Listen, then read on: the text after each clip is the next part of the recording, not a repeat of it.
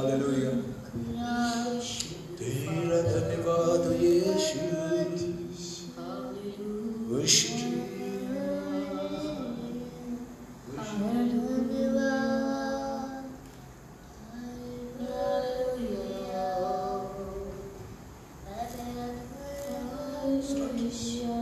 Praise Lord, hallelujah. Hallelujah. हम खुदावंद का शुक्र करते हैं इस अच्छे वक्त के लिए, और खासकर हम आप सबका वेलकम करते हैं द लिविंग होप सर्विस के इस सेशन में कि हम एक बार फिर मौजूद हैं और आप और हम मिलकर परमेश्वर की आराधना कर रहे हैं। शाम के इस खूबसूरत वक्त में हम परमेश्वर की हुजूरी में हैं और उसकी उपस्थिति को महसूस करते हुए आइए उसकी आराधना को शुरू करेंगे, उसके नाम को ऊंचे पे उठाएंगे, परस्तिश करेंगे। और हम जहां कहीं मौजूद हैं इस वक्त, जहां कहीं यहाँ पर हम मौजूद हैं, हम वहीं पे रहकर और इस फोन के माध्यम से एक दूसरे के साथ जुड़कर खुदावंद की आराधना करें, उसकी स्तुति करें और उसके बुलंद नाम को ऊंचा करें, क्योंकि खुदावंद महान है और आज हमको एक बार फिर आशीष देने पर है। Amen, hallelujah. आइए उसकी आराधना करें और उसकी महिमा करें। Amen. Yes Lord, worship Jesus.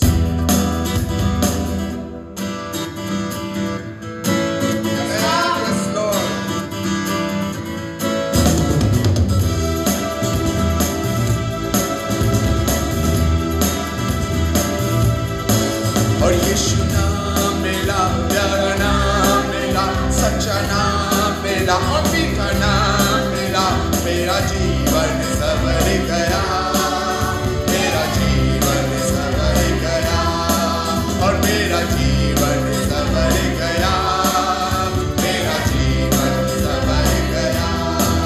और यीशु नाम मिला, प्यारा नाम मिला और सच्चा नाम मिला और मीठा नाम, मेरा जीवन संवर गया, मेरा जीवन संवर गया, और मेरा जीवन संवर गया, मेरा जीवन संवर गया।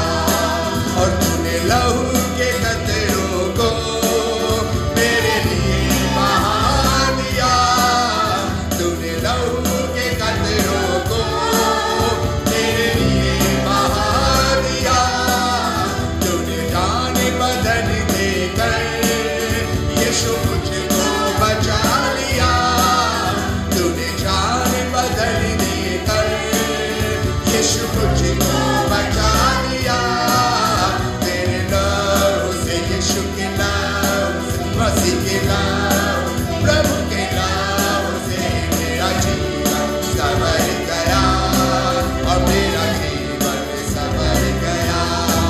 और तेरे यीशु के नाम, मसीह के नाम, प्रभु के नाम से मेरा जीवन संवर गया, मेरा जीवन संवर गया। और यीशु नाम मिला, प्यारा नाम मिला और सच्चा नाम मिला और मीठा नाम मिला, मेरा जीवन संवर गया, मेरा जीवन संवर गया, और मेरा जीवन संवर गया, मेरा जीवन संवर गया। और तेरा नाम जो लेता है वो जिंदगी पाता है, तेरी राहों पर चलकर कोई नाम पाता है, तेरा नाम जो लेता है वो जिंदगी पाता है, तेरी राहों पर चलकर कोई नाम पाता है। मुझे तू मिला, यीशु तू मिला, ओ प्रभु तू मिला, मेरा जीवन संवर गया, मेरा जीवन संवर गया। अब मुझे तू मिला, प्रभु तू मिला, और यीशु तू मिला, हम मसीह तू मिला, मेरा जीवन संवर गया, मेरा जीवन संवर गया। और यीशु नाम मिला, प्यारा नाम मिला, सच्चा नाम मिला और मीठा नाम मिला, मेरा जीवन संवर गया, मेरा जीवन संवर गया, हाँ मेरा जीवन संवर गया, मेरा जीवन संवर गया। तेरी हुजूरी में कुदरत और जलाल है। यीशु तेरे ही हाथों में मौसाए कमाल है। यीशु तेरी हुजूरी में कुदरत और जलाल है। यीशु तेरे ही हाथों में मौसाए कमाल है। और तेरे छूने से, यीशु के छूने, मसीह के छूने, प्रभु के छूने से मेरा जीवन सवर गया, मेरा जीवन सवर गया। और तेरे छूने से, यीशु के छूने, मसीह के छूने से, प्रभु के छूने से मेरा जीवन सवर गया, मेरा जीवन सवर गया। और यीशु नाम मिला, प्यारा नाम मिला, सच्चा नाम मिला, अभी का नाम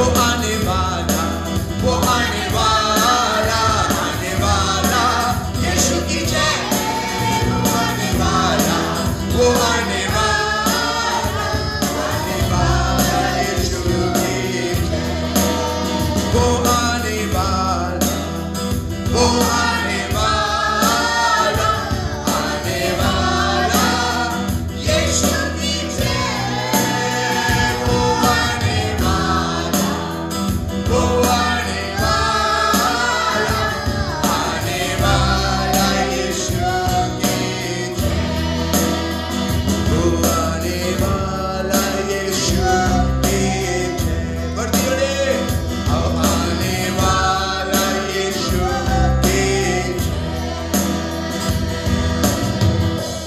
धन्यवाद करें उस परमेश्वर का जो आने वाला है, जो मुझे और आपको हमारी परेशानी, हमारी विपत्ति, हमारी समस्याओं से बचाकर छुड़ा कर ले जाने वाला ईश्वर है। धन्यवाद करें उस प्रभु का। हालेलुया, ओ हालेलुया जीसस, प्रभु तेरा धन्यवाद। वर्शिप जीसस,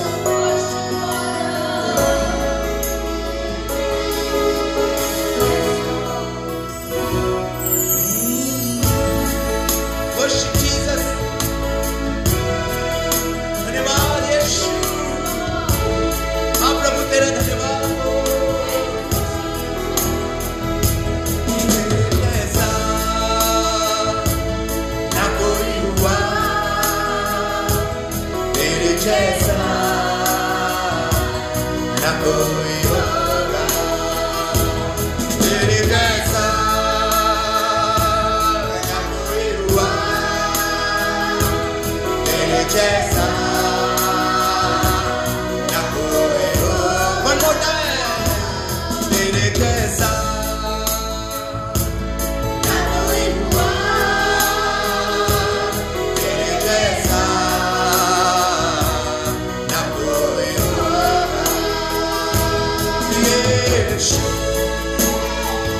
तू है महान, यीशु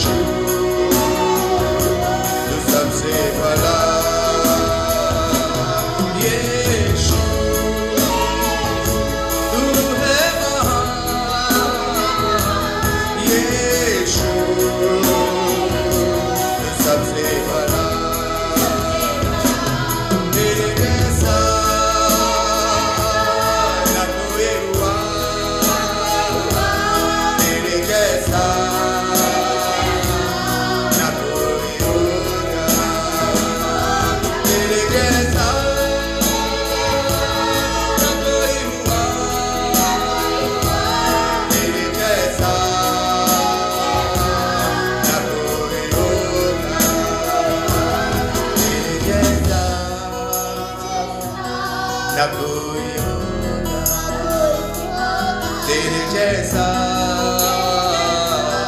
न कोई होगा। धन्यवाद यीशु, हालेलुया। पूरा लबसा पूरा सीता तता मनसा, पूरा लबसा कुमनसी, पूरा बाबा मसीरा सीरा सता तता मनला, पूरा कुमनला सीरा मनसीरा समसता। ओ प्रभु तेरा धन्यवाद, तेरा धन्यवाद। पूरा लबसी में सी मनला बसा तेरा धन्यवाद। धन्यवाद करें अपने प्रभु यीशु का।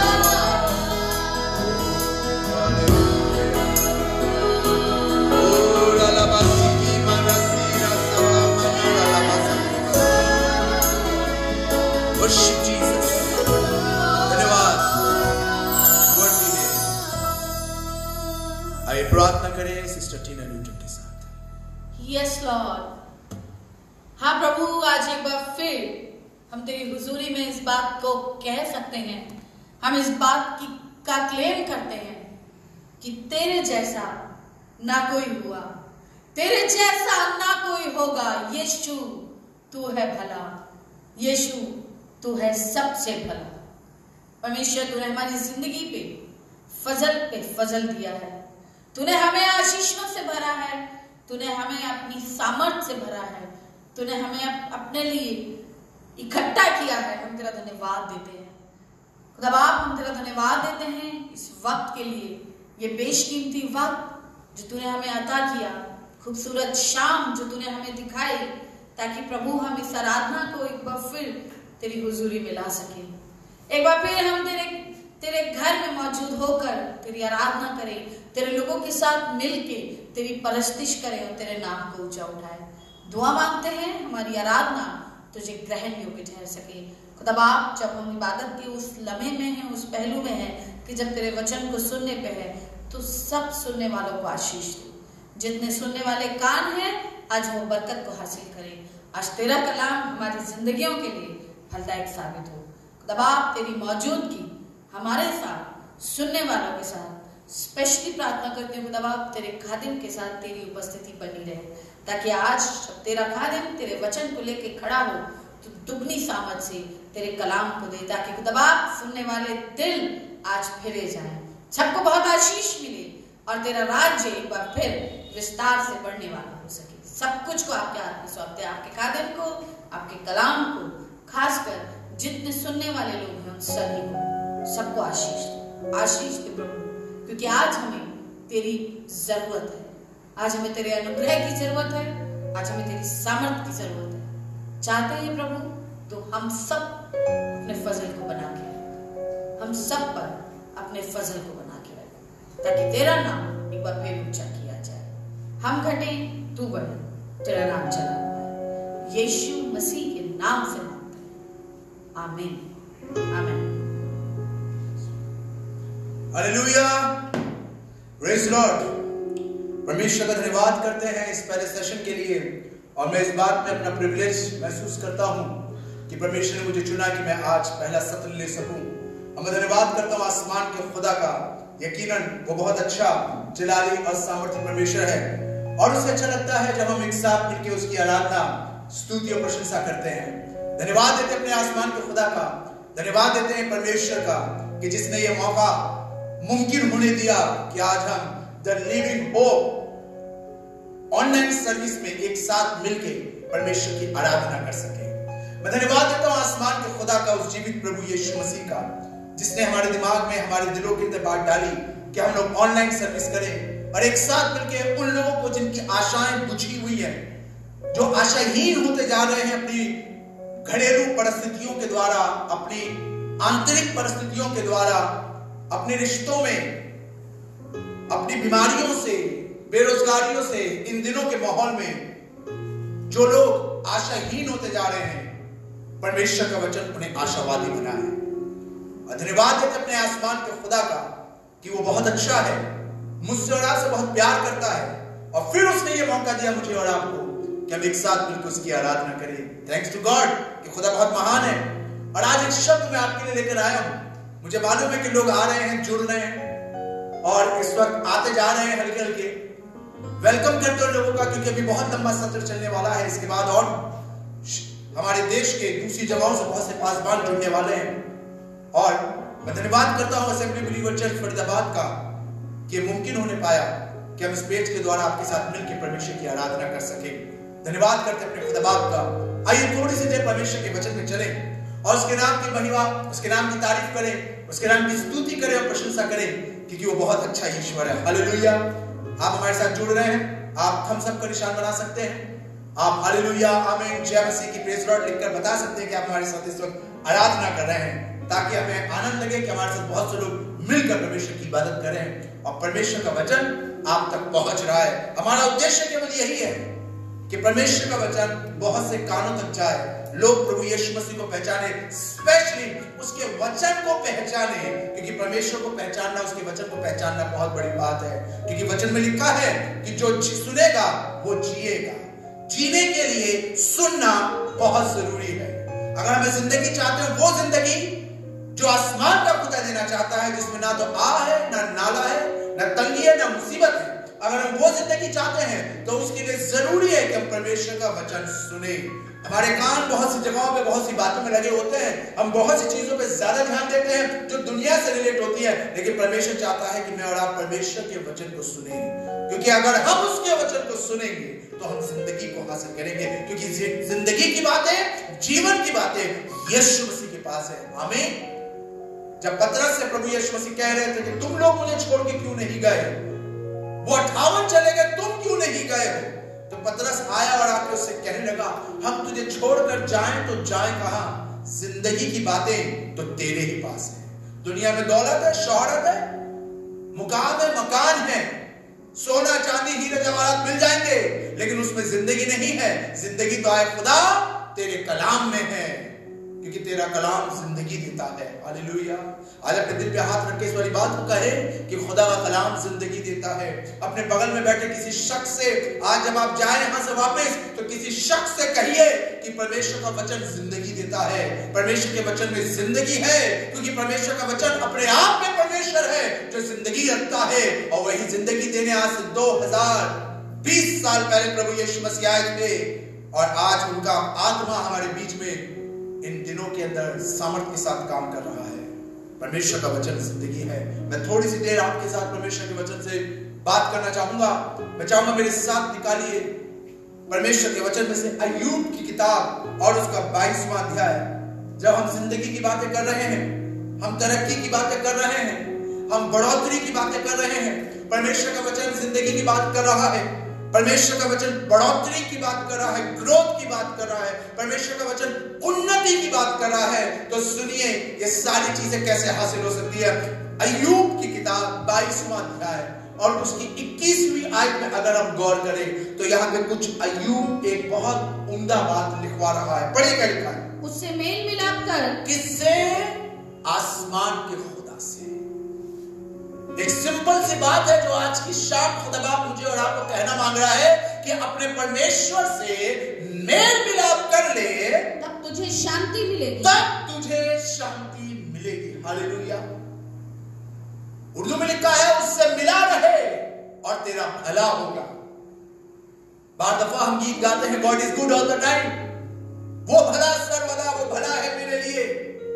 लोग उछल उछल के नाच नाच के गाना गाते हैं, लेकिन कुछ लोग होते हैं जो कंप्लेन करते हैं हमें तो नहीं पता, हमें तो कुछ ऐसा एक्सपीरियंस नहीं हुआ, हमारे लाइफ में तो ऐसा कुछ नहीं हुआ, हम तो बरसों बरस से इबादत कर रहे हैं, हम तो बरसों बरस से चर्च जा रहे हैं, हमें तो सालों साल हो गए इबादत करते हुए, हम तो घुटनों पे बैठ के दुआएं करते हैं, लेकिन हमें नहीं लग रहा कि खुदा बाप कुछ भला करने वाला है। हमें लग रहा है हमारा दिल कभी कभी कहता है शायद गलत जगह पर आ गए। बहुतों के साथ हो सकता है बैड एक्सपीरियंस रहा हो इन बातों का, लेकिन आज मेरे भाई मेरी बहन, आए अजीजों दोस्तों, आज परमेश्वर आपसे बात कर रहा है। इफ यू वांट, अगर आप चाहते हैं कि कि खुदा तुम्हें आराम दे, तसल्ली दे, शांति दे, या यूं कहें अगर हम चाहते हैं ये परमेश्वर हमारा भला करे, तो एक सिंपल सी बात आज खुदा कहना मांग रहा है, उसी से मिला रहे। आमीन। किससे? आसमान के खुदा से मिला रहे।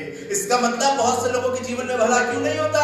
यस, नो डाउट, कोई इस वाली बात में शक नहीं कि हम चर्च नहीं जाते, हम दुआ नहीं करते, हम प्रार्थना नहीं करते, हम ऑफरिंग्स नहीं डालते, हमारे घरों में दुआएं नहीं होती। हाँ, हम ये सारे काम जरूर करते हैं, लेकिन अगर भला नहीं हो रहा तो इसका मतलब जानते हैं क्या है? कहीं ना कहीं हमारी मुलाकात हमारे परमेश्वर से कमी है। परमेश्वर से मिलने में, परमेश्वर के साथ जुड़ने में, उसके साथ एक इंटीमेट रिलेशन बनाने में कहीं ना कहीं हम मिस कर रहे हैं। इसीलिए हमारे जीवन में भला नहीं हो पा रहा। दुनिया में बहुत से लोग हैं जो चर्चिस तो जाते हैं, बहुत से लोग हैं जो प्रार्थनाएं तो करते हैं, लेकिन वो खुदा से मिले हुए नहीं है। वो खुदा बाप से मेल मिलाप वाली बातें नहीं कर रहे हैं। उन्होंने अपना रिलेशन खुदा बाप से अच्छा नहीं बनाया। लेकिन आज खुदा का कलाम मुझे और आपको इस वाली बात से उभारना मांग रहा है। अपने खुदा बाप से मिलिए। कंप्लेन मत करिए कि खुदा ने ये नहीं करा, खुदा ने वो नहीं करा, खुदा ने ये नहीं दिया, खुदा ने वो नहीं दिया, उसके लिए कर दिया, मेरे लिए नहीं करा। Don't blame God, don't blame churches, don't blame pastors. Check yourself, क्या मैं खुदा बाप से मिला हुआ हूं? क्या मेरी सहभागिता खुदा बाप के साथ है? भजन संहिता 91 और उसकी पहली आयत में लिखा है, उसके छाए हुए स्थान में बैठा रहे तो तू खुदा बाप की तरफ से सुकून पाएगा। हालेलुया। सुकून क्यों नहीं आ रहा? बहुत रुपया मैंने कमा लिया बट मेरे पास सुकून नहीं आ रहा। एक अच्छी पोस्ट पर मैं काम करता हूं बट मुझे सुकून नहीं मिल रहा। लाखों रुपया मेरे अकाउंट के अंदर है बट मुझे सुकून नहीं मिल रहा। साल में 2 दिन मैं फॉरेन ट्रिप कर आता हूं बट मुझे सुकून नहीं मिल रहा। मेरा बहुत अच्छा बिजनेस चल रहा है बट सुकून नहीं है। मैं वाले घर में रहता हूं बट सुकून नहीं है। ये सुकून क्यों नहीं है? क्योंकि मेरे पास खुदा नहीं है। आए खुदा के लोगों, आज परमेश्वर आपको उभारना मांग रहा है। इन दिनों के अंदर जहां लोग रो रहे हैं, इन दिनों के अंदर जहां लोग बेरोजगार हो रहे हैं, जहां कंपनियां बंद हो रही हैं, लोगों को नौकरी से निकाला जा रहा है, लोग आए दिन रात को ये सोचते सोचते सोचते उनकी आंखें नम हो जाती हैं, नींद उड़ जाती है कि बच्चों का किराया कैसे देंगे, स्कूल की फीस कैसे देंगे, अपने घर का रेंट कैसे भरेंगे, गाड़ी में पेट्रोल कैसे डलवाएंगे। अब तो पेट्रोल भी महंगा हो गया है, अब तो डीजल भी 13 रुपए बढ़ गया है, एलपीजी के भी दाम बढ़ रहे हैं। अब कैसे होगा?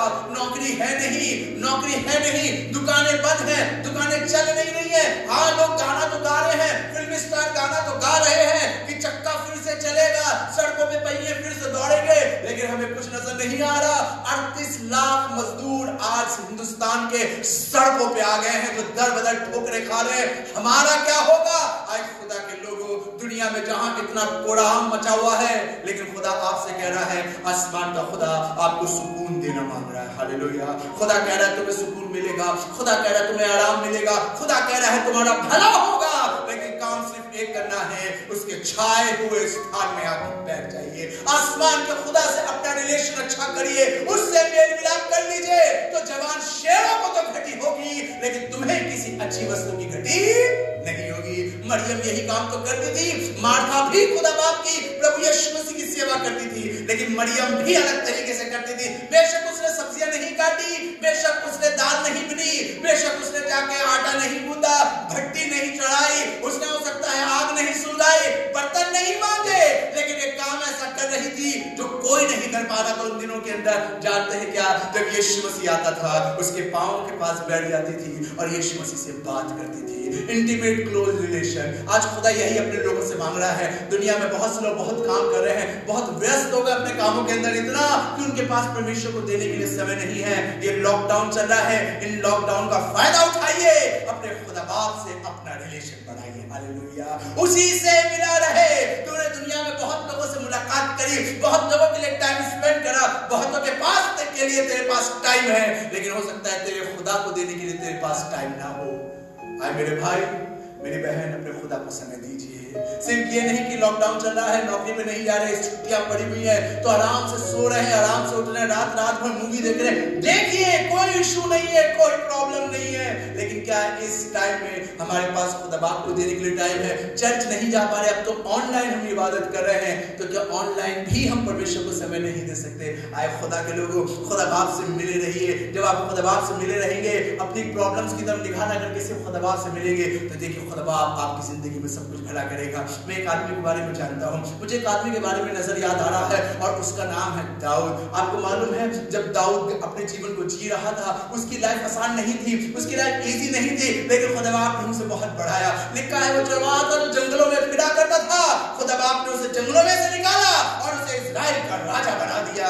क्यों? वो राजघराने से भी नहीं था, वो रॉयल फैमिली से नहीं था, वो उस परिवार से नहीं था जहां पे राजा हो सके। हाँ, खुदा ने वादा करा था कि तेरे घर में राजा पैदा होंगे। अब्राहम से कहा था कि तेरे घर के अंदर राजा होंगे और तू तेरा नाम मैं बड़ा करूंगा। लेकिन सुनिए, बाइबल में यह आदमी राजघराने से नहीं था, लेकिन खुदा बाप ने इसे राजा बनाया। जानते हैं क्यों? क्यों खुदा बाप ने तमाम भाइयों के होते हुए भी इसके सर पर तेल डलवाया और इसको अभिषेक कराया। आज आपके भाइयों के, तमाम लोगों के होने के बावजूद भी आपसे ज्यादा आलिम फाजिल लोग होंगे, आपसे ज्यादा पढ़े लिखे लोग होंगे, आपसे ज्यादा काबिलियत रखने वाले वेल एक्सपीरियंस लोग होंगे, लेकिन आसमान का खुदा प्रॉमिस कर रहा है, मैं तुझे बरकत दूंगा और तेरे घराने को बरकत दूंगा। जानते हैं क्यों? जानते हैं सिर्फ इसलिए नहीं कि मुझ में कुछ काबिलियत है, बल्कि इसीलिए कि खुदा मुझसे और आपसे प्यार करता है। मैं दाऊद के बारे में जब पढ़ रहा था, देखिए मैं चाहूंगा कि पहला शमूएल उसका 17वां अध्याय निकालिए। यहाँ पे दाऊद जब गोलियत से लड़ने जा रहा है, यहाँ पर दाऊद जब गोलियत के सामने खड़ा हुआ है और गोलियत से लड़ने के लिए जा रहा है, तो वो शाऊल को बता रहा है अपनी सारी बातें। शाऊल ने जब उसकी बातें सुनी तो उसको अपने हथियार दे दिए। और सुनिए क्या लिखा है, इसकी 38 और 39वीं आयत पढ़िए मेरे लिए, क्या लिखा? क्या? फिर दाऊद ने कहा, यहोवा जिसने मुझे सिंह और भालू दोनों के पंजों से बचाया, जिसने मुझे सिंह और भालू के दोनों के पंजों से बचाया है, वो मुझे उस पलिश्ती के हाथ से भी बचाएगा। वो मुझे उस पलिश्ती के हाथ से भी बचा लेगा। शाऊल ने दाऊद से कहा, जा यहोवा तेरे साथ रहे। तब शाऊल ने अपने वस्त्र, शाऊल ने अपने कपड़े, युद्ध के कपड़े उसको पहना दिए, बख्तरबंद झिलम पहना दी, सर पे टोप रख दिया, ढाल दे दी, तलवार उसकी कटी में उसकी कमर में बांध दी, उसको जूते बना दिए। आपको मालूम है ये लड़का 2 कदम ना चल पाया और लिखा है लड़खड़ा के गिर गया। इसने सारे कपड़े वो उतार कर शाऊल को वापस कर दिए। जानते क्या कहने लगा? मैंने इनको कभी परखा नहीं है। तो बेटा लड़ो कैसे? मैं उस चीज से लड़ूंगा जिसको मैं बचपन से परखता आया हूँ, जिसको मैं जंगलों में परखता आया हूँ। मैंने तुझे बताया नहीं कि मेरे खुदा ने मुझे भालू, रीछ और शेर के पंजों से बचाया, वो मुझे उसके हाथ से भी बचाएगा। तेरी तलवार मुझे नहीं बचा सकती, क्योंकि मैं उसके नाम से जुड़ा हूं, मैंने परमेश्वर से मिलाप कर लिया है। आपको मालूम है दाऊद का निकनेम क्या था? हर एक का कोई ना कोई निकनेम होता है। घरों के अंदर सबको कोई ना कोई निकनेम दिया जाता है, एक निकनेम दिया जाता है, उस नाम से पुकारा जाता है। मेरा भी एक निकनेम है जो मेरे को उस नाम से पुकारा जाता है। आपका भी कोई ना कोई निकनेम होगा। आपको मालूम है दाऊद का क्या निकनेम था जिससे उसको पुकारा जाता था? बाइबल में लिखा है लहुड़ा। जानते लहुड़ा का मतलब क्या है? त्यागा हुआ। यानी दाऊद अपने घर में त्यागा हुआ था। घर के अंदर जश्न मनाया जा रहा है, कोई घर में राजा बनेगा और इसे जंगल में भेज दिया। आपको बताऊं, हो सकता है हमारी जिंदगी में भी ऐसे सर्कमस्टांसेस आते होंगे कि हो सकता है कोई हमसे प्यार नहीं करता, हमें शादी ब्याह में नहीं बुलाता, अपने जन्मदिन पे नहीं बुलाता, हमको कोई पूछता नहीं है, हमको कोई फोन कॉल नहीं करता, हमारे पास कोई नहीं आता, हमसे कोई नहीं मिलता। लोग घंटों घंटे एक दूसरे से बात करते हैं लेकिन हमसे कोई बात नहीं करता। हो सकता है आपके पास ये कंप्लेन नहीं होगी, आप भी ये वाली बात फील करते होंगे। दाऊद भी वाली बात फील करता था, लेकिन दाऊद ने कभी कंप्लेंट नहीं करी। हमने दाऊद के कई गीत देखे हैं, हमने सैकड़ों गीत दाऊद के सुने हैं। भजन संहिता के अंदर कोई एक गीत निकाल के दिखा दीजिए जिसमें दाऊद वाली बात कह रहा हो, आए खुदा देख मेरे भाई बातें करे मुझसे नहीं करे, आए खुदा देख मेरे भाइयों को मिल गया मुझे नहीं मिला, आए खुदा देख मेरे बाप ने जाको तैयार करी है और मुझे नहीं बुलाया।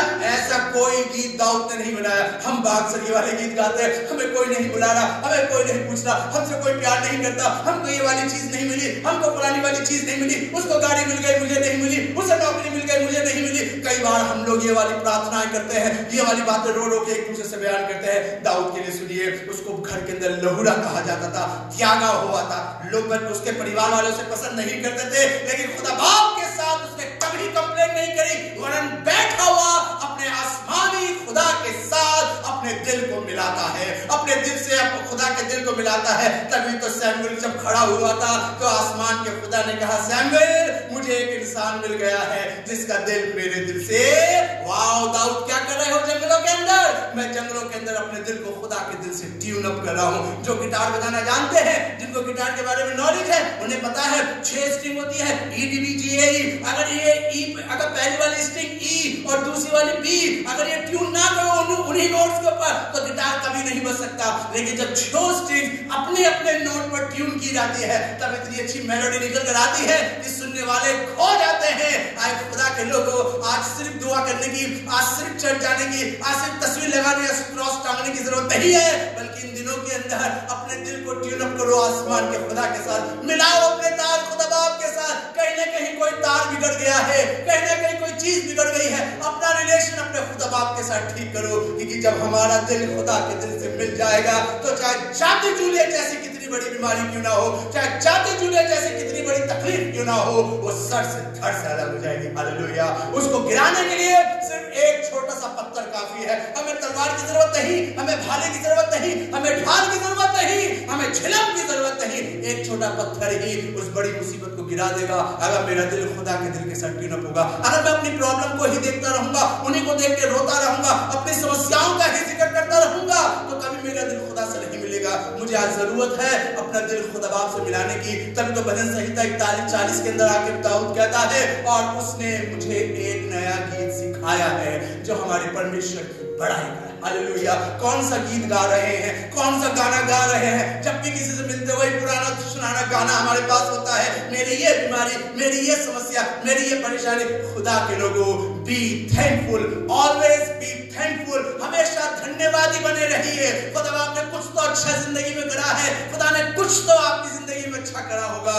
बी थैंकफुल, छोटी छोटी बातों पर धन्यवाद करें। दाऊद कहता है, मेरा कटोरा परमेश्वर की बरकतों से भरा हुआ है। जो नेमतें खुदा ने मुझे दी है, he count his नेमतें, वो उन बातों को याद कर रहा है जो खुदा ने करी है। इन दिनों के अंदर just remind, just remember, खुदा ने कौन सी अच्छी बातें आपकी जिंदगी में करी होंगी। 10 नहीं करी, 5 नहीं करी, 3 तो करी होंगी, 2 तो करी होंगी, 1 तो करी होगी। उसी एक बात के लिए आसमान के खुदा का धन्यवाद करिए। और जब आप भी थैंकफुल रहेंगे, आप धन्यवादी होंगे, आसमान का खुदा आपको इतना सामर्थ्य कर देगा कि जाति जूलियत जैसी तकलीफ को भी आपके पांव के पास लाके रख देगा। उसके लिए आपको किसी बड़े इक्विपमेंट की, बड़े औजारों की जरूरत नहीं। एक छोटा सा पत्थर काफी है। आपकी एक छोटी सी दुआ, आपका एक छोटा सा धन्यवाद, आपका एक छोटा सा गीत गाना बड़े बड़े शैतान को गिराकर नेस्त और नाबूद कर देगा। हालेलुया। मुझे याद आ रहा है यूसुफ के बारे में। जब मैं यूसुफ का जिक्र पढ़ रहा था, मुझे बड़ा अच्छा लग रहा है यूसुफ के बारे में बताने में कि बाइबल में लिखा है कि यूसुफ ने जो ड्रीम देखा, उसको आसमान के खुदा ने पूरा कर दिया। एक ड्रीम देखा था उसने, एक दर्शन देखा था उसने कि मैं बहुत ऊंचे पे बैठा हुआ हूं, सब लोग झुक के मुझे सिजदा कर रहे हैं, और आसमान के खुदा ने उसके इस ड्रीम को, ड्रीम पोजीशन को उसको ला कर दे दिया। हाउ? अपने देश में नहीं, एक अनजान देश में ले जाकर। वो कैद में गया था, रेप का इल्जाम था उसके ऊपर। उस जगह पर जहां चीजें इम्पॉसिबल थी, आसमान के खुदा ने मिस्र के अंदर उसको प्रधानमंत्री बनाया। How is it possible? उसके भाई उसके आगे झुक कर सिजदा कर रहे थे, जैसा उसने दर्शन देखा था। उसका बाप उसके आगे झुक कर सिजदा कर रहा है, जैसा दर्शन उसने देखा था। But how is it possible? ये कैसे मुमकिन हुआ? क्या यूसुफ बहुत अक्लमंद था? क्या यूसुफ बहुत ताकतवर था? नहीं, वो तो एक कमजोर आदमी था। वो तो जेल खाने के अंदर बंद था। उसके ऊपर तो रेप का इल्जाम था। वो तो एक कैदी था। लेकिन खुदा बाप ने सब कुछ उसके साथ करा। जानते हैं क्यों? जब मैं उसके बारे में पढ़ रहा था, तो उत्पत्ति की किताब उसका 49, उसकी 23 और 24 में पढ़िए क्या लिखा है। उत्पत्ति 49 49वां अध्याय, उसकी 23 और 24वीं आयत पढ़िए क्या लिखा है। 49वां अध्याय। धनुर्धारियों ने उसको खेदित किया। लिखा है धनुर्धार। उसको उर्दू में, अगर उर्दू की बाइबल है तो उर्दू की बाइबल में अगर इसको पढ़े, चलिए हिंदी में पढ़िए क्या लिखा। जी हाँ, हिंदी में पढ़िए। धनुर्धारियों ने उसको खेदित किया। उर्दू में लिखा है तीरंदाजों ने उसे बहुत छेड़ा। भाई तीरंदाज को 3 मार के घायल करेंगे, लेकिन लिखा है, उर्दू में लिखा है तीरंदाजों ने उसे छेड़ा। जब कोई छेड़ता तो बड़ी किलसन होती है, बड़ी किलस होती है कि ये छेड़ रहा, और छेड़ में इंसान बड़े बड़े झगड़े फेस कर जाता है। सोचिए उसको कितना छेड़ा जाता था। उसके भाई उसे छेड़ रहे थे, उसके दोस्त उसे छेड़ रहे थे, जिस कैद खाने में था वहां पर उसे छेड़ा जाता था। लोग उसको छेड़े पे छेड़े जा रहे थे, और बड़ा निशाना लगा लगा कर बिल्कुल पॉइंट की बात बोल बोलकर उसको छेड़े जा रहे थे। हो सकता है आपको भी कई मर्तबा लोग छेड़ते हो सकता है आपको भी कई मर्तबा लोग तमाशा बनाते हो, हाथ हिला हिलाकर, सर हिला हिलाकर, जैसे अय्यूब के लिए लिखा है कि उसकी दोस्त उसे सर हिला हिलाकर, ताली बजा बजा कर उसका मजाक उड़ाते थे। हो सकता है आपके साथ भी ऐसी हो रहा हो। यूसुफ के साथ बहुत हुआ। तकरीबन 13 साल उसने ये चीजें 13 साल उसने ये चीजें फेस करी अपनी लाइफ के अंदर। उसकी लाइफ में ये 13 साल 13 ईयर जो था अपने बाप के घर से निकलना और मिस्र के प्रधानमंत्री की गद्दी तक बैठना, 13 साल उसने जो लाइफ का देखा है उसमें तीरंदाजों ने, धुरंधारियों ने उसे बहुत छेड़ा। जी पढ़िए क्या लिखा जी? तीरंदाजों ने उसे बहुत छेड़ा। लिखा है तीरंदाजों ने उसे बहुत छेड़ा और मारा और सताया। मारा भी, उसके भाइयों ने इतना मारा कि उसको लहू लुहान कर दिया। उसका कपड़ा लहू में भीग गया था, जो बाप को दिखाया और कहने लगे थे कि तेरे बेटे को जानवर खा गया। बहुत मारा, बहुत पीटा। आगे बढ़े। और सताया भी। और सताया भी। अगर हमारे साथ ऐसी वाली बात हो, कोई हमें छेड़े, कोई हमें मारे, बहुत सताए, तो हमारे पास तो पुलिंदा बन जाएगा कंप्लेंट का, हमारे पास तो इतना बड़ा गड्ढा बन जाएगा शिकायतों का। हमारे पास हमेशा शिकायत रहेगी, वो मार रहा है, वो ऐसा कर रहा है, उसने ऐसा कर दिया। लेकिन आपको मालूम है यूसुफ को क्यों खुदा बाप ने मिस्र का प्रधानमंत्री बनाया? क्योंकि इन 13 सालों में यूसुफ के साथ जो कुछ भी घटा, यूसुफ ने कहीं कोई कंप्लेंट खुदा बाप से नहीं करी, कहीं कोई शिकायत खुदा बाप के दर्ज नहीं कराई, बल्कि वो अकेले में बैठकर अपना दिल खुदा बाप के साथ ट्यून करता था, अपने आप को खुदा बाप के साथ मिलाने की कोशिश करता था। मैं कहां गलत हूं, मुझे कहां ठीक होने की जरूरत है, आज मैंने क्या गलत बात करी, मुझे कहां ठीक होने की जरूरत है, मेरे मुंह से क्या गलत निकला, मुझे कहां ठीक होने की जरूरत है। कोई गलत इरादा तो मेरे अंदर नहीं आ गया, कोई गलत बात तो मेरे अंदर नहीं आ गई, कोई बदजुबानी से तो मैं नहीं बोल गया, बदगुमानी से तो किसी को नहीं देख लिया, बदख्याल तो मेरे अंदर नहीं आ गया। वो अपने आप को ट्यून अप करता था। जब उसे लेकर जा रहे थे कैदियों की नहीं, तब भी अपने आप को खुदा के साथ ट्यून अप कर रहा था। जब उसे जेल खाने में डाल दिया, वहां भी अपने आप को खुदा बाप के साथ ट्यून अप कर रहा है। तो आपको मालूम है खुदा बाप के साथ ट्यून अप करते हुए काम उसके साथ होने लगा। लिखा है बहुत छेड़ा, बहुत मारा, बहुत सताया उसको। आगे बढ़ी क्या लिखा है? लेकिन उसकी कमान लेकिन उसकी कमान मजबूत रही। मजबूत रही। हालेलुया। जानते कमान की मतलब क्या? कमान उसकी पीठ झुकी नहीं, मजबूत हो गई। उसका सीना और चौड़ा हुआ, वो चौड़े सीने के साथ आगे बढ़ता गया। जब भी सताने वाले उसे देखते थे वो गश खा जाते थे, अरे हमने तो इसको इतना सताया, ये झुका नहीं और मजबूती के साथ खड़ा हुआ। बाइबल में लिखा है लेकिन उसकी कमान मजबूत रही और उसके हाथों और बाजुओं ने, सुनिए, उसके हाथों ने, उसके बाजुओं ने याकूब के कादिर के हाथ से इसका मतलब क्या है? उसका हाथ और उसका बाजू ताकतवर होता जा रहा है। कैसे? क्योंकि उसका हाथ खुदावंद, याकूब के खुदावंद के हाथ में था। वाह!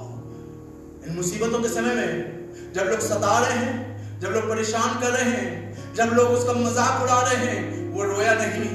बेशक कई बार रोया भी होगा, मायूस भी हुआ होगा, अकेले में आंसू भी आए होंगे, लेकिन एक हाथ ऊपर से आता था जो उसे कहता था मत डर, मैं तेरे साथ हूं। हालेलुया। आज खुदा यही बात मुझे और आपको कहना मांग रहा है। अगर आपका हाथ आसमान के खुदा के हाथ में होगा, अगर आपका हाथ खुदा बाप से जुड़ा होगा, तो छेड़ने वाला चाहे कितना छेड़े, सताने वाला चाहे कितना सताए, मारने वाला चाहे कितना मारे, आपकी कमान कभी टेढ़ी नहीं होगी, कभी आप झुकेंगे नहीं, बल्कि सीधे खड़े रहेंगे। बाइबल में लिखा है वो झुक गए और गिर पड़े, लेकिन हम सीधे खड़े हुए, दौड़े और उकाब की नाई उड़े। हालेलुया। क्यों? क्योंकि हम खुदा बाप से पल पे पल पाते जाते हैं। हालेलुया। आज परमेश्वर का वचन मुझे और आपको इस बात से उत्साहित करना चाहता है। ट्यून अपने खुदा बाप से मिल जाइए, खुदा बाप के साथ अपनी ट्यूनिंग सेट करिए। कहिए खुदा बाप मेरी ट्यूनिंग तेरे साथ है। खुदा बाप, बहुत सी ऐसी चीजें होंगी जो आपकी खुदा बाप को पसंद नहीं आ रही होंगी, ऐसे बहुत सी बातें होंगी जो आपकी खुदा बाप को पसंद नहीं आ रही होंगी, उन बातों को खुदा बाप के साथ ठीक करिए। हो सकता है कभी कभी मेरा बोलना खुदा बाप को पसंद ना आ रहा हो, मेरी जबान से कुछ ऐसे शब्द निकलते हो, मुझे बोलने के तरीके से बहुत से लोगों को तकलीफ होती हो, अपने बोलने का तरीका ठीक कर लीजिए। क्या पता ये बोलने का तरीका, आपकी जो जबान है, आपका जो एक्सेंट है, आपका जो टोन है, जिस लहजे में आप अपनी मम्मी से बात करते हैं, जिस लहजे में आप अपने पापा से बात करते हैं, जिस लहजे में आप एक दूसरे पे बात करते हैं, अपनी बीवी की से कैसे बात करते हैं, अपने आदमी से किस तरह बात करती हैं। हो सकता है ये बात आपको सही लग रही होगी, हम तो ठीक है, हमने तो ठीक बात करी, हमने थोड़े में गलत बात कही है, हम तो ऐसी बात करते हैं, हमारा की आवाज ही ऐसी है हमारी। सब चीजें ठीक है, गुस्सा नहीं जाएगा, ये गुस्सा तो रहेगा, ये नाक ऐसी रहेगी, नहीं मैंने कोई गलती नहीं की, मैं अपनी जगह बिल्कुल ठीक हूँ। कई बार ये वाले जो तरीके होते हैं ये हमारी ट्यूनिंग खुद बाप से बिगाड़ देते हैं। खुदा के लोगों, जब इन दिलों के अंदर अकेले में बैठे हो, अपनी ट्यूनिंग खुद बाप के साथ ठीक करो, सेट करो, कहाँ गलत हूँ, क्या चीज मैंने गलत करी, क्या हुआ। दाऊद के भजन में, भजन संहिता 90 में मूसा ने लिखा है 90, 91, 92, जब मूसा ने 90 ज़बूर लिखा, 90th ज़बूर लिखा मूसा ने, तो कहने लगा है खुदा मुझे दिन गिनने की समझ दे ताकि मैं बुद्धिमान हो जाऊं। आज जरूरत है मुझे और आपको अपने दिनों को गिनने की, आज जरूरत है मुझे और आपको अपने पूरे डे को काउंट करने की। जैसे किराने की दुकान पे जाइए, जनरल स्टोर पे जाइए, जब वहां पे जो बैठा होता है डेस्क पे, वो कॉपी पे लिखता रहता है कितना सामान आज बिका है, कौन सी चीज बिकी है।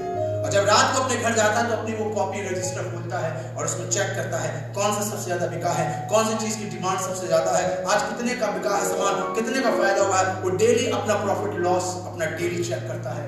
खुदा भी कहता है, खुदा का कलाम बता रहा है, पवित्र आत्मा बता रही है, मेरे भाई मेरी बहन मेरे दोस्त, डेली अपना रजिस्टर मेंटेन करिए, अपनी रिपोर्ट कार्ड बनाइए कि मैंने कहां गलती करी है, मुझे ये बात बोलनी चाहिए थी कि नहीं बोलनी चाहिए थी। डेली अपने आप को चेक करिए, क्योंकि जब आप ऐसा करेंगे तो आसमान का खुदा आपको बरकत दे, उसी से मिला रहे, उसी से मिला रहे, मिल जाइए। आज मौका है आपके पास। कुछ ऐसा हो गया है जिससे हमारी मुलाकात परमेश्वर से दूर हो गई है, मिल जाइए, अपने परमेश्वर से मुलाकात कर लीजिए, मिल जाइए। मैं एक औरत के विषय में जानता हूं बाइबल के अंदर, एक स्त्री जिसने अपने परमेश्वर से मिलने के लिए 4 बातें करी हैं। उस स्त्री को बाइबल में पापिन स्त्री के नाम से जाना गया है। जब प्रभु यीशु मसीह शमौन के घर में खाना खाने बैठे थे, वो स्त्री आई थी और उसने 4 काम करे वहां पर, जो परमेश्वर चाहता आज की कलीसिया में और आप करें, ताकि हमारी ट्यूनिंग हमारे परमेश्वर से अच्छी हो जाए। ये 4 काम मुझे और आपको करने की जरूरत है। बहुत जल्दी से ये 4 बातें बताऊंगा, किस तरह से हम अपने आसमान के खुदा से अपनी ट्यूनिंग को सेट कर सकते हैं। इट्स वेरी नेसेसरी, ये बहुत जरूरी है। आज की कलीसिया को इस स्त्री से सीखने की जरूरत है। मुझे और आपको आज इस महिला से ये 4 बातें सीखने की जरूरत है, जिससे हमारी ट्यूनिंग हमारे परमेश्वर से अच्छी हो जाए। पहला तरीका, मत्ती की किताब 26वां अध्याय, मत्ती रचित सुसमाचार उसका 26वां अध्याय। इस पापी स्त्री से आपकी मुलाकात करवाऊंगा जिसने आज से 2020 साल पहले कलीसियाओं को एक नया मोड़ दिया। अब मैं चाहता हूं आज मेरे सुनने वाले तमाम दोस्त, तमाम भाई, तमाम बहनें, बुजुर्ग, जवान आज इस बात को सीखे। पहला तरीका, मत्ती रचित सुसमाचार उसका 26वां अध्याय, मैं चाहूंगा इसकी 6ठी और 7वीं आयत को पढ़िए।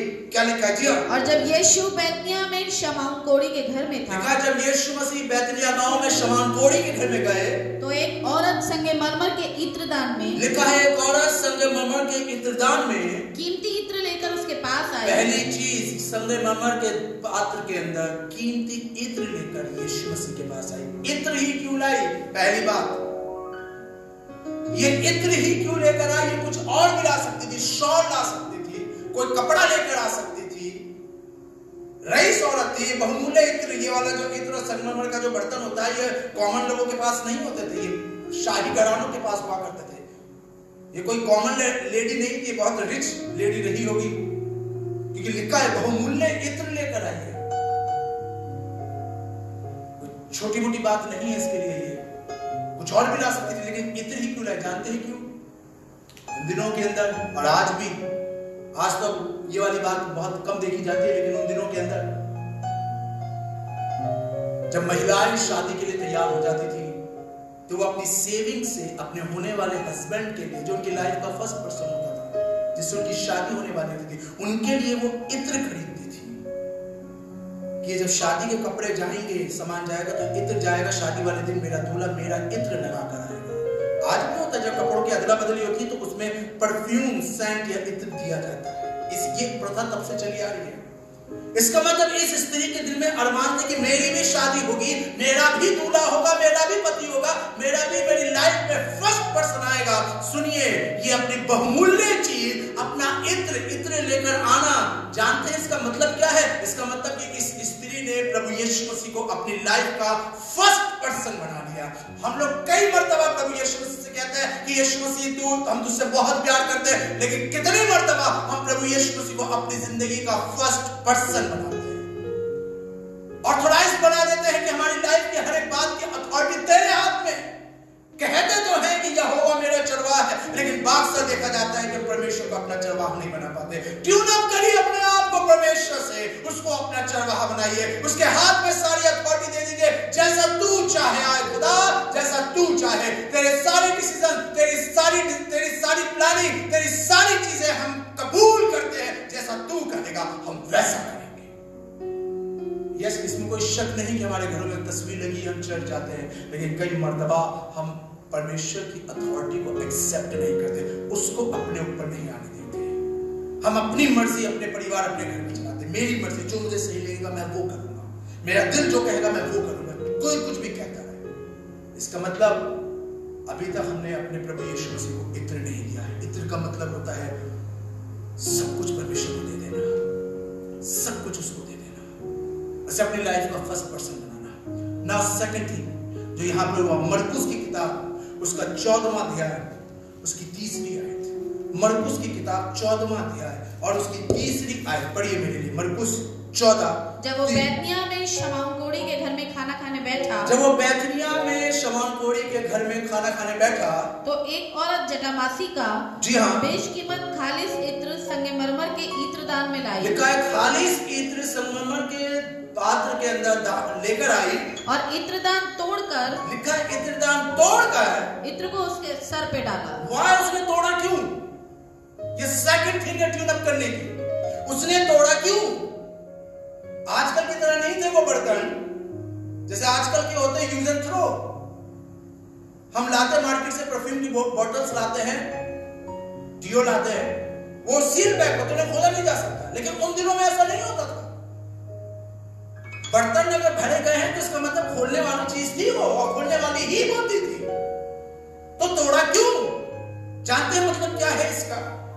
वो जो पात्र है, वो पात्र हमारी जिंदगी दर्शाता है, और इस स्त्री ने दर्शाया कि अब ये चीज सिर्फ तेरे लिए है, मेरा जीवन सिर्फ तेरे लिए है, अब ये कहीं और यूज नहीं होगी, ये बर्तन अब किसी और चीज के लिए यूज नहीं होगा, मैं इसे तोड़ रही हूं तेरे लिए, मैं अपना जीवन दे रहा हूं तेरे लिए, अब ये जीवन कहीं और यूज नहीं होगा। देखा अक्सर ये जाता है, हम जब अपना जीवन खुदा को देते हैं तो हमारा जीवन परमेश्वर के साथ साथ कहीं कहीं और यूज हो रहा होता है। ये गला जो खुदा ने हमें दिया, हम खुदा के लिए गाना गा रहे हैं, लेकिन हम इस गले से फिल्मी गाने और दुनियावी गाने भी गाते हैं। हमें डांस करना बड़ा अच्छा आता है, खुदा ने टैलेंट दिया कि हम कलीसियाओं के अंदर डांस सिखा सके, लेकिन ये डांस हम चर्च में कम, हम दुनियावी जगह डीजे पब में ज्यादा दिखाते हैं।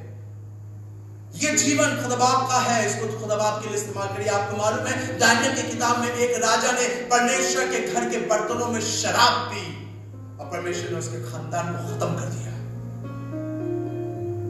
क्योंकि उसके लिए कहा था कि तूने परमेश्वर के बर्तनों को अपवित्र करा है। आए खुदा के लोगों, खुदा के बर्तनों को अपवित्र ना करो। हमारी जिंदगी परमेश्वर के लिए है, इसको परमेश्वर के अलावा कहीं और यूज नहीं। अगर हमने कहा कि खुदाबाप मैं तेरा हूं, तो सिर्फ परमेश्वर का, उसको तोड़ दीजिए उसके कदमों के पास लाके। अब ये कहीं और यूज होगा ही नहीं, नेवर कहीं यूज नहीं करेंगे इसको हम खुदाबाप सिर्फ तेरे लिए, ओनली फॉर यू।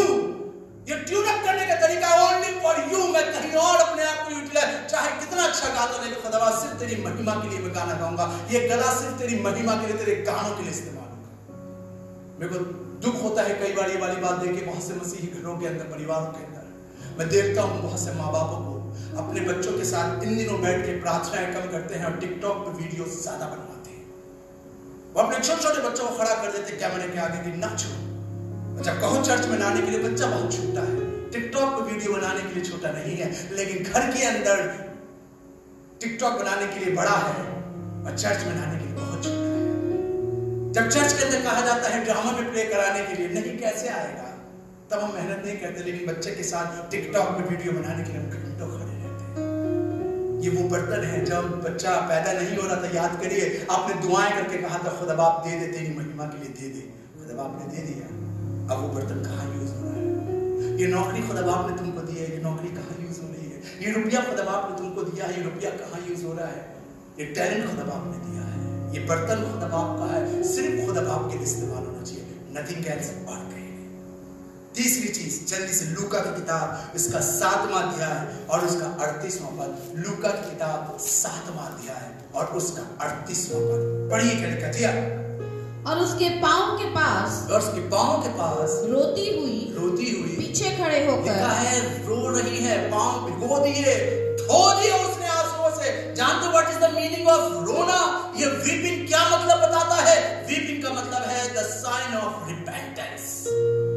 ऑलवेज जब परमेश्वर के पास आइए, रिपेंट करिए, अपने आप को रिन्यू करिए। Repentance means renew yourself. जब भी हम खुदा की हुजूरी में जाए, ट्यून अप करने का मतलब क्या है? अभी मैंने आपको बताया, मूसा कह रहा है दाऊद के भजन के अंदर, मुझे दिन गिनने की समझ दे, यानी कि प्रतिदिन अपने आप को रिन्यू करिए, रिपेंट करिए। हो सकता है आपसे कहीं गलती हो। जानते हैं पतरस ने कितना बड़ा गुनाह करा था? प्रभु यीशु मसीह का 3 बार इनकार करके, लेकिन फिर भी आसमान के खुदा ने पतरस को माफ कर दिया। जानना चाहते हैं क्यों? क्योंकि जब उसे रियलाइज हुआ मैंने गलती करी है, उसने पश्चाताप करा। पास मौका है, कई बार हमें रियलाइज नहीं होता, हम एडमिट नहीं करते, रिग्रेट्स नहीं करते हम लोग कि हमसे गलती हुई है, हम मानते ही नहीं है। और यही कारण है कि कई बार हमारी परमेश्वर से ट्यूनिंग सेट नहीं हो पाती। क्योंकि खुदा कह रहा है, परमेश्वर का वचन बार-बार खादिमों के द्वारा, प्रार्थनाओं के द्वारा, जब पादरी लोग हमें बताते थे, कहते पादरी साहब आप हम पे कलाम दे रहे हैं। पादरी कलाम आप पे नहीं दे रहा, खुदा का आत्मा बता रहा है कि तुम कहां गलत हो। Repent yourself. ये स्त्री यही कर रही है। जब ये यीशु मसीह के पास आई तो रोने लगी है, रिपेंट कर रही है। जब हम यीशु मसीह के पास जाते हैं, क्या हम अपनी गलतियों को एक्सेप्ट करते हैं कि हाँ मैं बदतमीजी से बात करी, मुझसे गलती हुई है, मुझे सॉरी कहना चाहिए। Repent yourself. चौथी और आखिरी चीज इसी का, फिर आगे बढ़ते लूका 7:38 कंप्लीट कर दीजिए। रोते हुए और उसके पांव आंसुओं से भिगोने लगी। और अपने सर के बालों से उनको पोंछा। सर के बालों से, जानते सर के बाल का मतलब क्या है? सर के बालों का मतलब होता है जो स्त्रियों की शोभा, उनकी खूबसूरती, उनकी इज्जत। इसने अपनी सारी इज्जत, सारी खूबसूरती प्रभु यीशु मसीह के कदमों में रख दी। आई एम नथिंग लॉर्ड, मैं कुछ भी नहीं हूँ, मेरी खूबसूरती कुछ नहीं है, मेरा टैलेंट कुछ नहीं है। बेशक हम बहुत रुपया कमाते, लेकिन खुदा बाप में बेशक हम बहुत पढ़े लिखे हैं, लेकिन खुदा बाप आई एम नथिंग। आज खुदा ऐसे लोगों को देखना मांग रहे हैं जो अपने आप को डाउन टू अर्थ करते हैं। तुम में यदि कोई बड़ा बनना चाहता है तो सबसे छोटे में से छोटा बने। हम दूसरे को अपने से बेहतर समझे, यीशु मसीह ने कहा है। हम अपने आप को दूसरों से बेहतर समझते हैं। I am the best. पति अपनी पत्नी से कहता है आई एम द बेस्ट, पत्नी कहती तू कहां से best? I am the best. बच्चे मां से कहते मम्मी पापा तुम्हें कुछ नहीं होता, वी आर द बेस्ट। लेकिन खुदा बाप चाहता है कि आज लोग कहें you are the best, I am nothing. हो सकता है आपका पादरी आपसे कम पढ़ा लिखा हो सकता है आपका वर्शिप लीडर आपसे कम पढ़ा लिखा हो सकता है आपकी बीवी आपसे कम पढ़ी लिखी हो सकता है आपका आदमी आपसे कम पढ़ा लिखा हो सकता है आपके माँ बाप, मेरे भाई मेरी बहन कम पढ़े लिखे हो। दूसरे को अपने से बेहतर समझे, ये यीशु मसीह की शिक्षा है। क्योंकि जो अपने आप को छोटा करेगा वही आसमान की बादशाह में बड़ा किया जाएगा। जस्ट लाइक टॉवल, हमने तौलियों के बारे में पढ़ा होगा। तौलिया देखिए बहुत कॉमन सी चीज है, आप उसको जैसे चाहिए यूज कर लीजिए, कभी खराब नहीं होती। आप अपने सूट को नहीं पोछा बना सकते, आप अपनी पैंट को पोछा नहीं बना सकते क्योंकि खराब हो जाएगी। आप टॉवल को पोछा बना सकते हैं, आप टॉवल से गाड़ी भी धो सकते हैं और फिर उसके बाद जब आप उसे धोएंगे और फिर से तैयार हो जाएगी अपने आप को इस्तेमाल करने के लिए। आइए आज के दिन, इन दिनों के अंदर आज परमेश्वर मुझसे और आपसे यही चाहता है, ट्यून अप करिए खुदा बाप से, उससे मिला रहे तो तेरा भला होगा। आंखें बंद करिए, मैं आपके लिए दुआ करूं। खुदा बाप तेरी हुजूरी में आते हैं और प्रार्थना करते हैं आज के इस सेशन के लिए, धन्यवाद करते हैं सामर्थ्य ताकि हर एक सुनने वाला तुझसे मिला रहे, यीशु के नाम से आमीन। God bless you. खुदा आपको आशीष दे। जाइएगा नहीं, अभी और खुदा के खादिम हैं जो जुड़ रहे हैं। आनंद लीजिए सभा का और परमेश्वर में बने रहिए। God bless you all. खुदा आपको बहुत आशीष दे। Praise the Lord.